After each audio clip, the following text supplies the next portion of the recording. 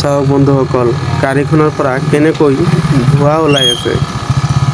মই মানে সেইদিন এটংলাৰ পৰা আহি থাকোঁতে এইখিনি জেগাৰ নাম হ'ল ডলা, আৰু ইয়াতে আমাৰ কলাই গাঁৱৰ ছোৱালী এজনীৰ স্কুটি বেয়া হোৱাত মোৰ গাড়ীখনত স্কুটিখন উঠাওঁতেই এই গাড়ীখন ৰানিং অৱস্থাত এনেকৈ অৱস্থা হৈ গৈছে।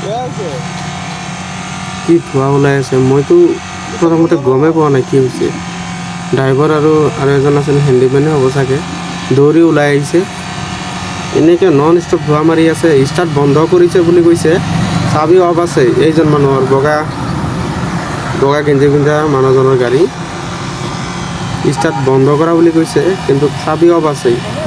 তথাপিও এনেকৈ ধোঁৱা ওলাই আছে। মই জীৱনৰ প্ৰথমবাৰ এনেকুৱা ৰানিং অৱস্থাত গাড়ী বেয়া হোৱা দেখিছোঁ। ইমান ধোঁৱা মাৰিছে। মোৰ গাড়ীখন এইফালে স্কুটি উঠাৱাই আছে।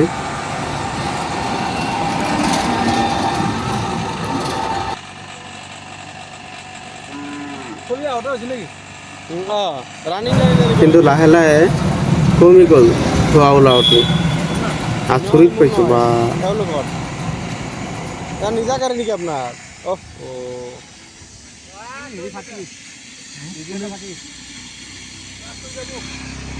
নাই নাই, একো নহয়, বেয়া নহয়।